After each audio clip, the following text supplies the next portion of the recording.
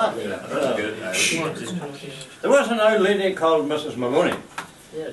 She was in bed with her old husband John, and she says, "I'm terribly frightened. I keep hearing strange noises every morning before dawn." Says, "John, don't be frightened, my darling, because it's only a wee mouse, I've no doubt. And before many days, I'll assure you, I'll have him well caught by the snout." Good. So John set a trap for the raider, and he slipped it in under the bed. And he says, before this time tomorrow, that bloody wee mouse, he'll be dead. Molly was busy next morning sweeping and cleaning the room. So she put the trap up on the chamber, intending to move it quite soon. Well, everybody knows what a chamber is like, No, the old fancy, the old name for it, it started with a P and ended with a big P.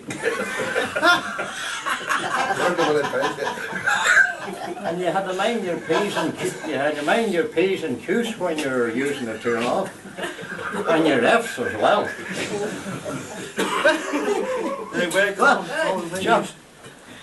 John, he came home with a toothache.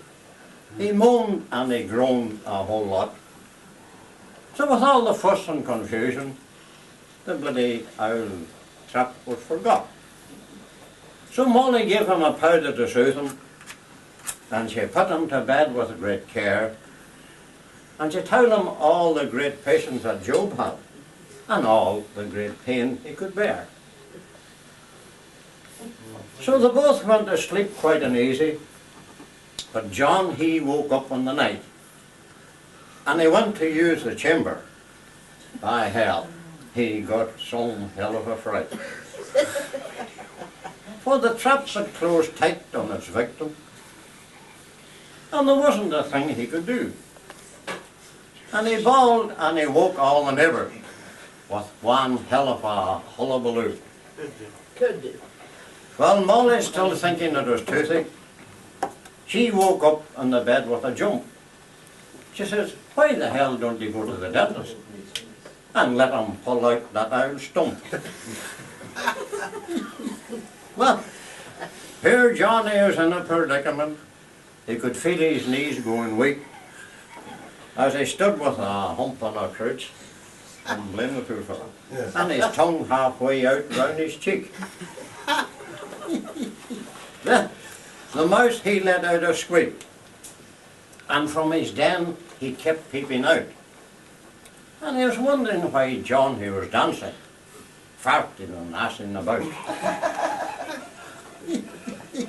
Well, when Molly heard the squeak, she was delighted.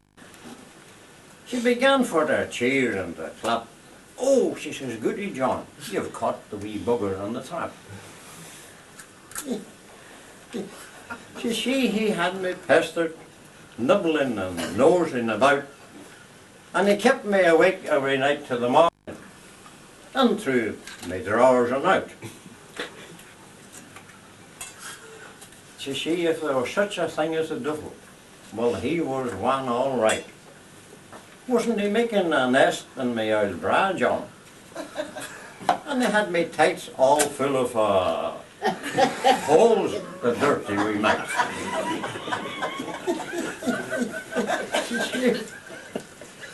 She let him wriggle and kick in the trap all night, John, because he was one cheeky wee brat. And in the morning, he'll be well stuffed, and I'll sling him out to the cat. Says Molly, "I'm glad that you caught him, and I'm very thankful for that. Why don't you come into bed now, John, and we'll have a wee love and a chat."